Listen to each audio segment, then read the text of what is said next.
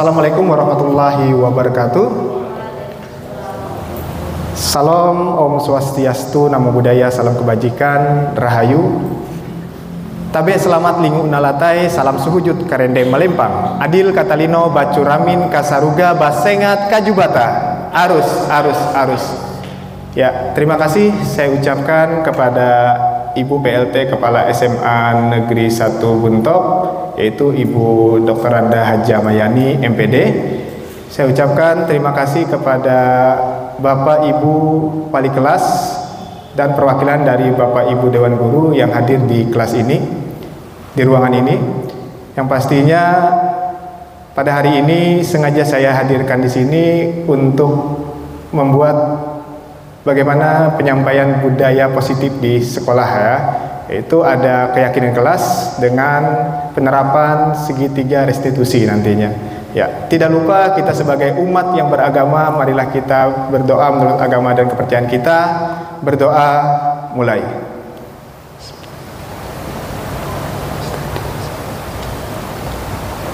Berdoa selesai. Terima kasih. Tidak lupa kita haturkan puja dan puji syukur kita kepada Allah Subhanahu wa taala, Tuhan yang Maha Esa, karena limpahan rahmat serta hidayahnya kita dapat berkumpul dan bisa melaksanakan acara aksi nyata pada hari ini. Dan bisa dikatakan ini adalah acara sosialisasi agar nanti bisa diterapkan di kelas Bapak Ibu, yang mana saya yakin Bapak Ibu ini adalah wali kelas yang sudah dipilih dan dipercayakan oleh Ibu PLT Kepala SMA Negeri 1 Buntok untuk membuat sebuah perubahan di kelasnya, minimal itu. Nah, maka dari itu saya sebagai calon guru penggerak angkatan 9 di sini menyampaikan sebuah ilmu ya, sebuah pengalaman yang pada intinya saya berbagi kepada Bapak Ibu agar semua bisa terrealisasi di sekolah kita. Nah, agar lebih memanfaatkan waktu, langsung saja saya meminta kepada Ibu PLT Kepala SMA Negeri 1 Buntok menyampaikan arahan atas kegiatan ini. Kepada Ibu PLT Kepala SMA Negeri 1 Buntok, dipersilahkan. Terima kasih. Assalamualaikum warahmatullahi wabarakatuh. Salam sejahtera kita sekalian. Salam Om Swastiastu, Namo Buddhaya, salam kebajikan, rahayu. Yang saya hormati Bapak Ibu Wali Kelas yang hadir pada hari ini, yang saya hormati Pak Yusuf sebagai guru penggerak yang hari ini menyampaikan materi berbagi aksi nyata tentang budaya positif, keyakinan kelas dan penerapan segitiga restitusi untuk kita. Itu harus ikut. Jadi harus ikut Bapak dan Ibu, harus ikut guru penggerak ini. Tidak dia, karena kalau saya mau ikut usia saya kemarin nggak bisa, karena sudah lanjut. Jadi nggak bisa karena saya sisa beberapa tahun lagi pensiun. Oleh karena itu saya tidak bisa mengikuti itu kemarin. Lalu yang bisa ikut teman-teman yang masih muda, boleh P3K juga boleh.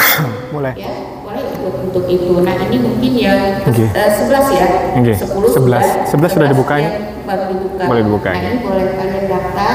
Sekolah tetap memberikan dukungan, ya. Jadi ini saya berharap karena ke depan tidak dia jadi guru penggerak, tidak dia harus jadi kepala sekolah atau dia harus jadi pengawas, tidak. Tetapi banyak ilmu, banyak pengalaman dari guru penggerak itu yang bisa kita ambil.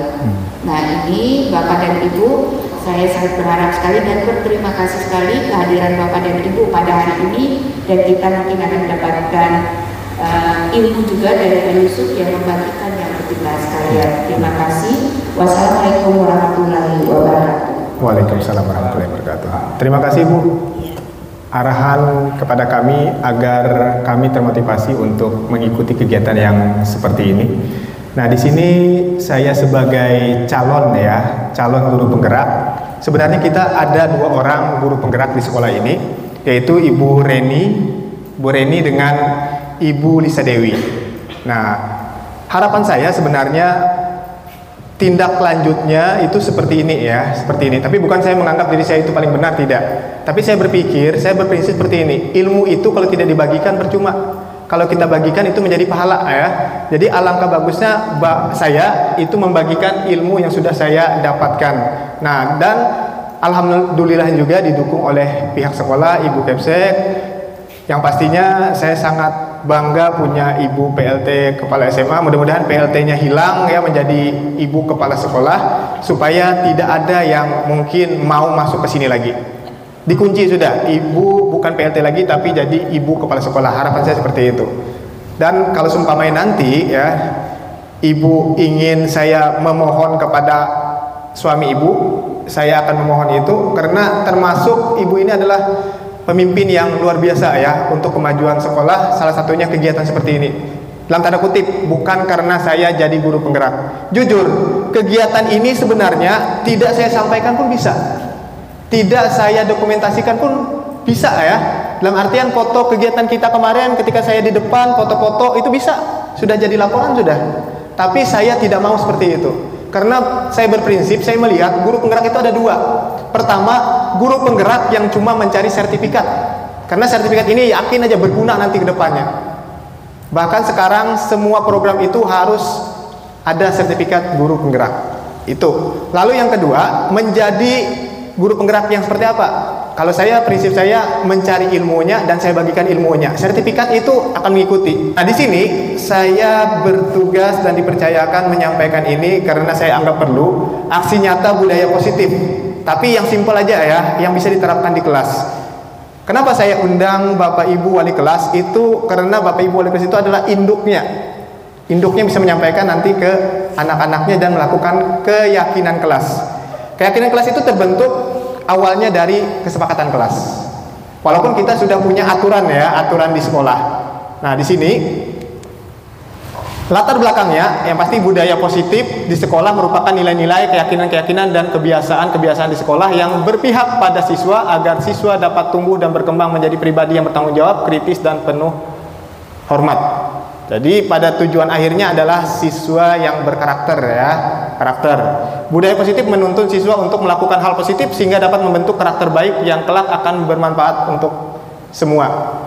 Ketika kita arahkan ke hal yang baik, yakin aja dia akan baik dalam segala hal nantinya. Jadi berawal dari mana budaya positif itu? Berawal dari kelas. Nah, ini menurut sesuai pemikiran Ki Hajar Dewantara, yang pasti kita tidak boleh lepas dari kodrat alam dan kodrat zamannya. Kodrat alamnya apa? Tentang adat istiadat dan sebagainya. Kodrat zamannya apa? Guru tidak boleh lepas dari teknologi, karena teknologi sekarang itu berkembang pesat sekali. Kalau kita ketinggalan, maka kita akan tertinggal pastinya. Langkah awalnya apa? Menciptakan budaya positif adalah dengan membuat keyakinan kelas.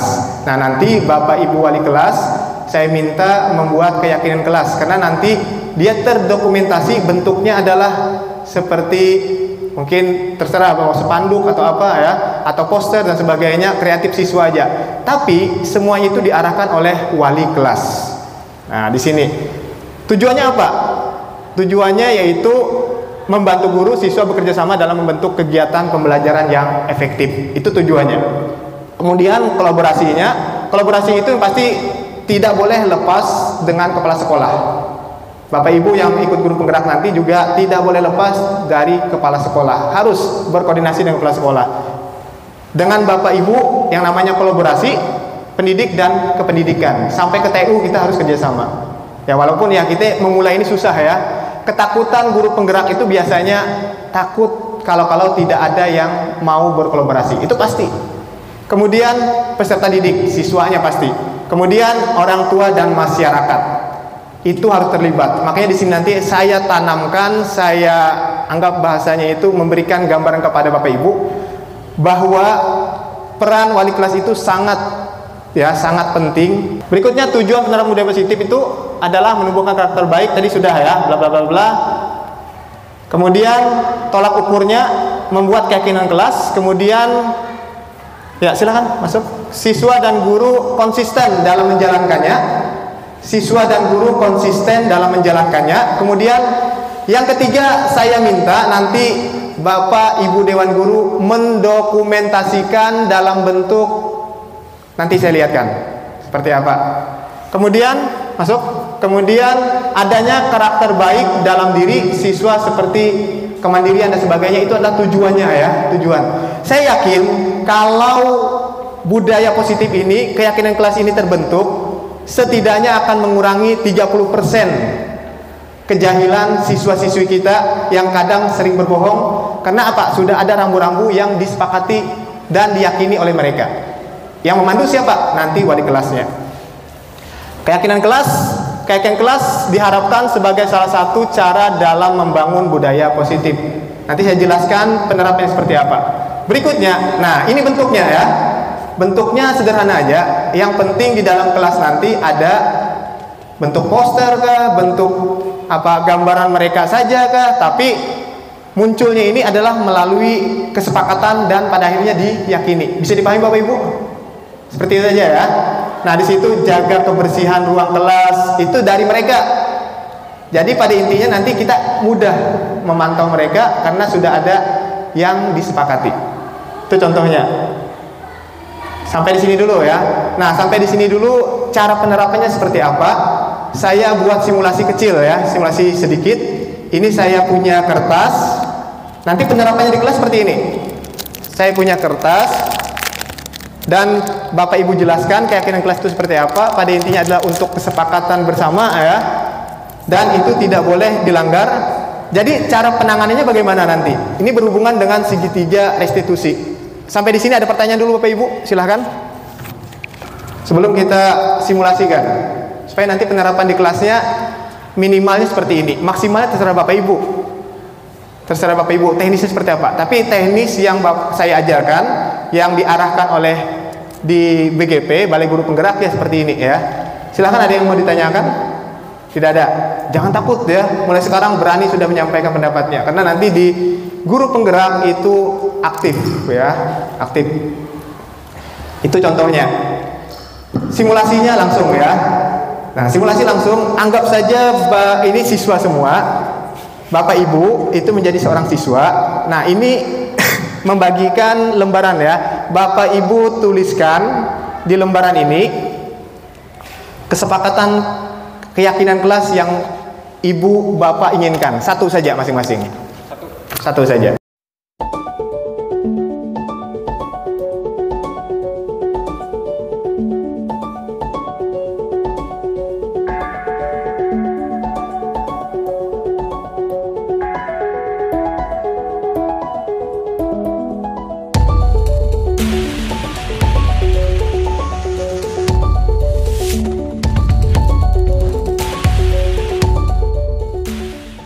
Nah, di sini langsung ya. Contoh. Nah, ini contoh penerapan. Nanti akan ditanyakan ke siswa. Tanyakan ke siswa. Jaga kebersihan kelas, jaga akhlak budi pekerti yang baik, budayakan 3S. Kalau seperti ini bisa? Bisa, tapi kata-katanya, kalimatnya simple, disederhanakan. Tuh ya. Berarti jaga kebersihan bersama ya. Jaga kebersihan bersama atau jaga kebersihan apa selain itu? Menjaga kebersihan diri dan lingkungan di kelas ya. Kemudian berikutnya budayakan 3S. Kita aja dalam kurung ini bisa itu. Satu sudah keyakinan kelas yang sudah setuju tidak seperti ini? Seperti itu ya. Setuju tidak? Kalau setuju berarti masukkan ke dalam daftar keyakinan kelasnya. Bisa dipahami? Nah, jadi Bapak Ibu juga harus menentukan berapa keyakinan kelas di dalam kelas itu nanti. Terserah Bapak Ibu, kalau sukanya 7 silakan 7. Atau ditentukan oleh pihak sekolah semuanya 10. Berarti kita harus membuat keyakinan kelas di kelas itu sebanyak 10. Seperti itu ya. Ini tergantung nanti apakah ditentukan sekolah atau Bapak Ibu aja mengaturnya di kelas itu yang lebih enaknya dan tidak terlalu panjang ya. Berikutnya, tidak boleh memainkan HP selama pelajaran. Nah, jangan menggunakan HP. Itu ya. Tidak menggunakan HP boleh. Jangan menggunakan HP. HP dilarang di kelas. Jadi nanti untuk antisipasinya tergantung guru mata pelajaran. Yang pastinya aturan dari Bapak Ibu sebagai wali kelas itu tidak boleh menggunakan HP ketika di kelas. dalam tanda kutip itu bisa ada pertimbangan. Pertimbangannya kembali ke guru mata pelajaran. Tapi kalau guru mata pelajaran tidak menyuruh menggunakan HP, berarti tidak diperbolehkan. Seperti itu. Bisa dipahami Bapak Ibu? Bisa ya. Jadi bahasanya disederhanakan. Nih 2 berarti sudah. Anggap aja kita 3 aja ya. Kalau banyak terlalu ribet nanti. Berikutnya tidak boleh sama. Nah, tidak boleh bermain HP. Menghormati guru dan teman, jangan asik sendiri dan main HP. Berarti saling menghargai. Gitu aja bahasanya, sederhana. Sudah cukup 3. Contoh ini sudah bisa mewakili ketika penerapan Bapak Ibu di kelas nanti. Sudah ya? Iya, terima kasih. Kemudian cara penanganannya bagaimana? Cara penanganan, saya ambil kursi, minta tolong 2 kursi ya. Ini penerapan segitiga restitusi sebagai wali kelas. Karena apa? Selama ini ketika ada kasus pasti langsung naiknya ke kepala sekolah, naiknya langsung ke kesiswaan. Sebenarnya sebelum ke sana itu seharusnya ke wali kelas dulu penanganannya. Seperti itu ya. Nah, di sini segitiga restitusi itu seperti itu bentuknya ya, tapi penanganannya nanti saya jelaskan. Restitusi itu apa? Adalah proses menciptakan kondisi bagi murid untuk memperbaiki kesalahan mereka sehingga mereka bisa kembali pada kelompok mereka dengan karakter yang lebih kuat. Pada intinya tidak ada sifatnya pembulian ya. Ketika dia berbuat kesalahan itu tidak ada kesannya ketika masuk ke dalam ruangan nanti dibully teman-temannya. Jadi kita begitu juga sebagai guru tidak ada kesannya membuli dia. Jadi penanganannya bagaimana? Nah, penanganannya yang pertama menstabilkan identitas. Contoh, saya beri kasus 1 siswa yang sering pakai sandal di sekolah. Contoh itu ya. Siswa ini seringkali sudah berkali-kali, bahkan laporan guru banyak siswa tersebut datang ke sekolah menggunakan sandal. Cara penanganannya bagaimana? Minta contoh 1 orang, siapa yang bisa di sini sebagai relawan? Silahkan. Ya, relawan ini main drama pasti bisa ya. Nah, di sini contoh ya. Di sini aja, di sini. Nah, ini contoh. Ini Wedi. Ya, saya sampaikan menstabilkan identitas. Ini contoh. Ketika dia masuk, datang ya. Anggap aja datang. Ya, si Wedi ya. Ya, kamu tahu Wedi, kamu datang ke sini itu maksudnya apa? Kamu tahu tidak? Tidak. Oh, tidak tahu ya. Tadi Wedi, kebetulan Bapak di kantor bertemu dengan Pak Langkar. Pak Langkar menyampaikan kepada Bapak bahwa kamu itu setiap masuk pelajaran beliau selalu menggunakan sandal. Bagaimana? Apa benar seperti itu? Iya, benar. Benar. Nah, itu kalau dia langsung menyebutkan benar. Tapi kalau dia tidak menyebutkan, coba. Tidak, Pak. Tidak, Pak. Tidak mengaku ya. Nah, ya. Kalau Pak Langkar mungkin Pak Langkar kebetulan kamu hari ini alasannya kaki sakit dan sebagainya ya. Oh ya. Tapi ada juga kemarin Ibu Oktri bilang bahwa kamu itu memakai sandal. Bahkan sandal kamu itu diambil oleh pihak sekolah, diambil langsung oleh Ibu Oktri. Sepatu saya basah, Pak. Oh, sepatu kamu basah. Oh iya. Tapi bukan cuma Ibu Oktri juga, ada lagi guru yang lain datang ke Bapak. Laporan ini bukan cuma 1-2 kali. Nah, kamu kalau melihat keadaan seperti itu, mungkin tidak itu sesuatu yang terjadi terus-menerus seperti itu, atau memang kamu sengaja ya? Iya, betul. Nah, ya. Pada akhir gali terus, itu namanya menstabilkan. Kemudian kedua, memvalidasi tindakan yang salah. Tadi ada masuk sudah ya. Dari proses itu akan kita tervalidasi apa yang salah. Akhirnya dia mengakui. Sebenarnya apa kesalahan kamu? Tidak tahu. Tidak tahu ya. Kalau menggunakan sandal itu sebenarnya di aturan sekolah itu diperbolehkan tidak? Tidak boleh. Tidak boleh. Nah, dia sudah mengucapkan kata tidak boleh, berarti dia mengakui bahwa dirinya salah. Ada tidak kesannya dia terbuli atau tertuduh dan sebagainya? Tidak, tapi dasarnya kita pelan-pelan seperti itu menggali ya, menggali itu validasi tindakan yang salah. Kemudian, nah ini hubungannya dengan keyakinan kelas. Kemudian rasanya kita kemarin sudah membentuk kesepakatan dan keyakinan kelas di kelas kita. Keyakinan kelas kita apa yang kamu langgar? Memakai sendal, Pak. Memakai sendal berarti itu tidak menggunakan atribut sekolah. Berarti itu salah ya? Benar ya? Oh ya. Jadi solusinya bagaimana berikutnya? Saya tidak akan mengulanginya lagi, Pak. Iya, nah cukup, habis, sudah selesai. Nah nanti kalau ke sekolah itu ikuti aturan ya. Ya, tidak masalah. Pokoknya perbaiki dulu ya, jangan diulang lagi. Silahkan kembali ke kelas ya. Nah ya, seperti itu contohnya ya. Jadi langkah-langkahnya ada 1, 2, dan 3. Tidak langsung kita ngegas. Ikan nih ya. Sandal sudah diambil, dibakar, tatap aja membawa. Pada intinya kan kesan kita kembali ke yang kata ibu tadi. Tidak ada kesan kekerasan kepada anak. Itu harapan. Tapi implementasinya memang tidak semudah membalikan telapak tangan. Jujur, saya saja kadang-kadang dengan anak itu bisa ngegas ya. Dengan siswa itu kadang-kadang bisa juga ngegas. Tapi saya sadar itu anak orang.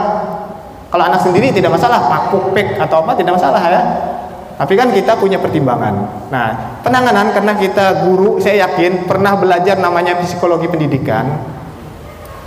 Guru menjadi seorang psikologi itu sudah pasti. Jadi secara otomatis penanganannya seperti itu. Bisa dipahami penanganannya? Iya, sip. Nah,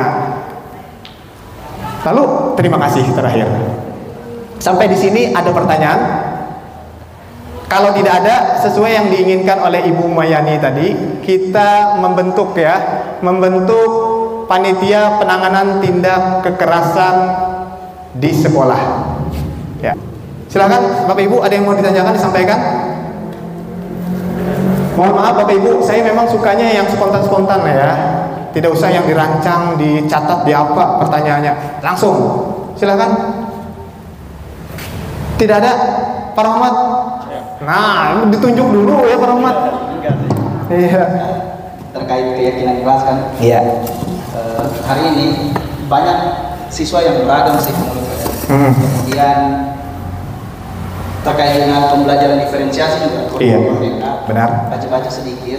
Karena nanti keyakinan kelas terkait kan ada, kita ketahui ada gaya belajar yang auditorial. Iya. Misalkan ada siswa yang boleh mendengarkan musik pakai headset. Iya, benar. Gitu, itu yang pertama. Terus bagaimana itu bisa dianggap sebagai keyakinan kelas kan? Kalau kita terapkan, kita membolehkan siswa yang bergaya belajar auditorial, dia mendengar musik tapi menggunakan headset pribadi dia saja. Gitu. Iya. Itu yang menjadi pertanyaan kontroversi di situ ya. Iya, benar. Bagaimana tindakannya? Iya, benar. Terima kasih untuk Pak Rohmat yang sudah bersedia menyampaikan unek-uneknya ya. Jujur, itu kalau tidak ditanyakan pasti tidak akan muncul sebuah jawaban ya, jawaban seperti ini. Di sini kita posisinya sebagai wali kelas. Nah, ketika penerapan berdiferensiasi itu penerapannya di pembelajaran. Sama seperti tadi menggunakan HP. Diperbolehkan menggunakan HP walaupun di keyakinan kelas itu tidak diperbolehkan oleh wali kelas. Dalam tanda kutip, dia harus persetujuan guru mata pelajaran. Karena apa? Diferensiasi itu harus di kurikulum merdeka. Karena kita harus melihat siswa ini bisanya di mana arahnya. Dia harus dibedakan. Dia sukanya musik, mendengarkan musik dengan belajar, kita sediakan. Itu bukan wali kelas posisinya. Posisinya adalah guru mapel. Nah, itulah fungsinya ikut guru penggerak. Nanti ada berdiferensiasi proses sehingga siswa itu menjadi aktif dan inovatif. Itu bisa dipahami Pak Rahmat? Jadi arah saya di sini itu ke wali kelasnya. Jadi wali kelas tetap membuat keyakinan kelas itu tidak boleh membawa headset dan sebagainya kalau memang kesepakatan siswa. Tapi kalau menggunakan secara otomatis itu bisa dilepas dulu dalam artian aturan itu. Tapi yang bertanggung jawab bukan wali kelas, bertanggung jawabnya adalah guru di mata pelajaran itu. Ketika guru sudah keluar dari jam itu, berarti kembali lagi ke aturan kelas. Tidak mungkin berdiferensiasi itu diterapkan sampai jam istirahat. Tidak mungkin. Penerapannya di jam pelajaran. Ngerti Pak Rahmat? Sip, kasih sedikit. Masih belum ya? Enggak, nanti proses. Iya, proses, siap.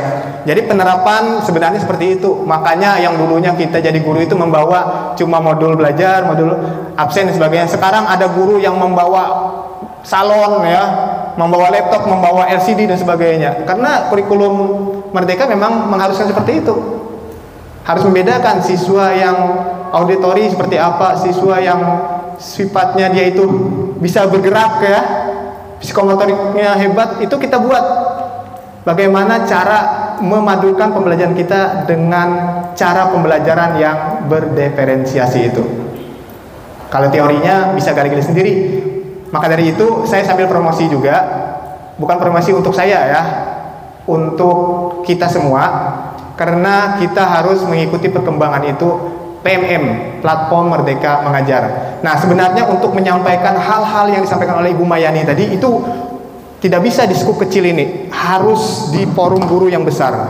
Baik yang bagaimana mengkondisikan kelas itu, kelas kondusif itu seperti apa, seharusnya saya menjelaskan itu di forum yang besar ketika kita ada seluruh dewan guru. Ini bisa saya sampaikan juga nanti. Kolaborasi itu sebenarnya seperti apa? Nah, itu. Seperti ini sudah mulai muncul kolaborasi. Alangkah bagusnya lebih besar lagi. Kolaborasi apakah cuma dengan guru? Tidak, dengan siswa juga, dengan orang tua juga. Ketika kita membuat sebuah grup kelas orang tua, itu sudah kolaborasi dengan orang tua, walaupun tidak bertemu secara langsung. Lebih mudah, jujur. Tapi kita harus siap menerima risikonya. Pertanyaan banyak nanti. Yang pertamanya cuma siswa bertanya, nanti orang tua akan bertanya macam-macam. Harus siap sudah kita sebagai wali kelas. Itu risikonya. Ketika suatu keputusan pasti ada risikonya. Ada lagi pertanyaan? Iya, siap Bu. Silakan. Tadi pertanyaan Pak Ahmad tadi. Kalau menurut saya, kalau kita sudah buat keyakinan kelas itu secara universal, kan sudah diakui oleh kelas itu. Kalau mereka tidak boleh membawa HP, dalam artian salah satu contohnya itu tadi keyakinan kelas tidak boleh membawa HP misalnya, guru yang lain masuk. Lalu kemudian anak itu kan kalau sudah tidak boleh berarti dia tidak akan menggunakan, karena yang membuat keyakinan kelas itu adalah tetapi kalau menurut saya sudah ada keyakinan berarti itu adalah ketetapan yang dibuat dalam kelas itu. Berarti mereka tidak boleh menggunakan WhatsApp, kita harus menegur mereka. Jadi itu mungkin tambahan saja. Oh iya, terima kasih Bu. Berarti kita harus membatasi dalam artian gini Bu ya, ada waktunya ya. Kalau seumpamanya nanti ada guru yang bersangkutan ingin di dalam pembelajaran itu menerapkan teknologi menggunakan HP, berarti diperbolehkan Bu ya. Tapi terlepas dari guru itu, ketika sudah habis jamnya maka kembali ke aturan keyakinan kelas. Nah seperti itu Pak Rahmat maksudnya. Itu ya. Jadi kita sebagai wali kelas juga enak, ingin melakukan tindakan, mungkin ada orang tuanya dipanggil gara-gara HP, ya gara-gara HP. Kita enak, kami di kelas tuh sudah mentereng di belakang. Kalau sampai tidak percaya, ayo datang ke kelas. Di situ sudah ada keyakinan kelas yang sudah disepakati oleh siswa di situ. Karena kan sifatnya mungkin seperti demokrasi ya, dari mereka untuk mereka juga, karena mereka masih menyepakati dan kita putuskan. Muncullah jadi keyakinan kelas tadi. Seperti itu. Pas sudah dipertegas oleh Ibu Kepala Sekolah. Ada pertanyaan lagi silahkan. Teknis pertama untuk pembentukan sudah ya. Nanti videonya penerapan saya di kelas. Tes.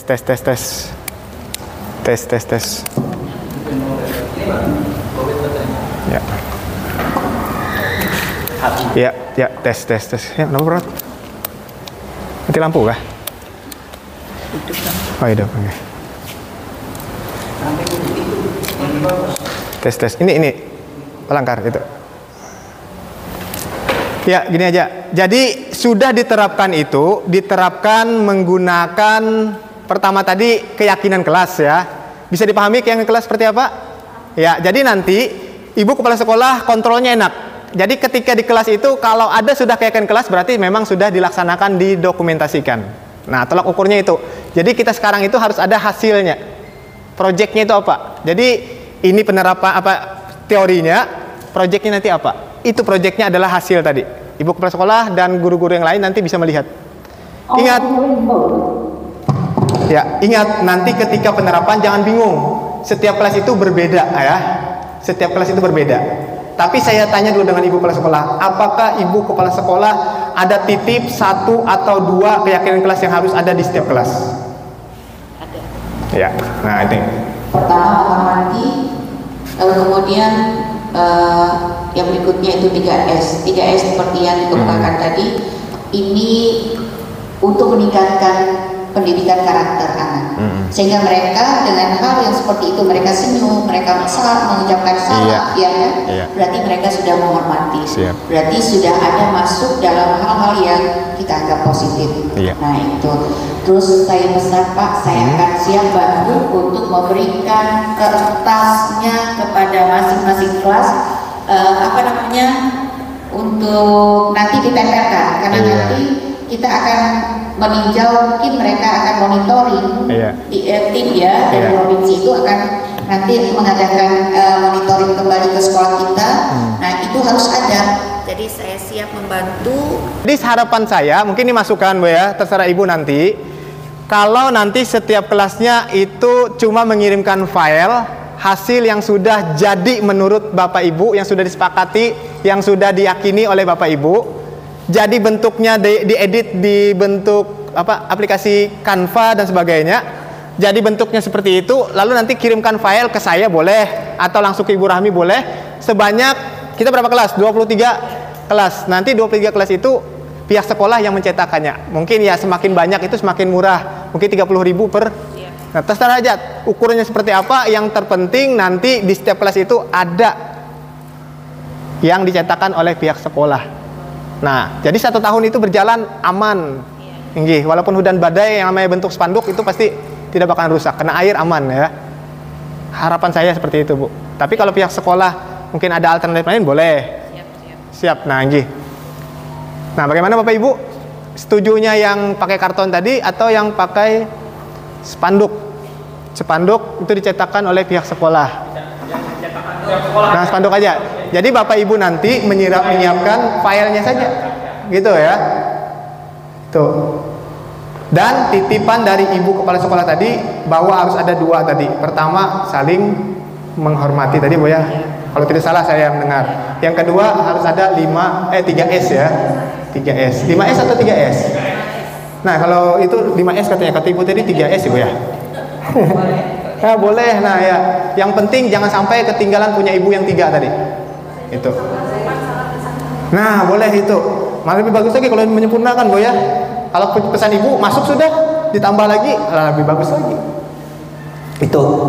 Nah, sampai di sini sudah cukup. Tidak ada pertanyaan lagi. Bisa menerapkan di kelas. Ya, anggap aja supervisi nanti Ibu ya. Ketika atau kita beri batas waktu Bu, sampai kapan terakhir? Atau nah, dalam 1 minggu ini bisa Bapak Ibu? Nanti mungkin minta jam dengan guru yang masuk di pelajaran pada kelas Bapak Ibu untuk melakukan keyakinan kelas itu. Teknisnya terserah mau seperti yang saya tadi, atau Bapak Ibu punya teknis sendiri dengan gulungan kertas dan sebagainya, itu hak masing-masing. Kalau mau diabadikan boleh, di momen videokan boleh. Masukkan di akun YouTube Bapak Ibu, karena Bapak Ibu sudah menerapkan keyakinan kelas. Karena nanti bidang kurikulum, yakin saya pasti akan berkunjung ke kelas dan menanyakan keyakinan kelas itu, terlepas dari Balai Guru Penggerak ya, terlepas dari Balai Guru Penggerak. Karena kita kurikulum Merdeka itu nanti akan ke kelas 11, secara otomatis tahun berikutnya sudah selesai semua kita. Berarti kita harus mengikuti prosedur-prosedur yang ada di kurikulum Merdeka. Nah, anggap aja ini kita bertahap, dari keyakinan kelas dulu baru yang lain. Nggih Bu. Cukup Bu? Nggih. Kalau sudah cukup, saya akhiri dengan ucapan terima kasih. Assalamualaikum warahmatullahi wabarakatuh. Salam Om Swastiastu, Namo Buddhaya, salam kebajikan, Rahayu.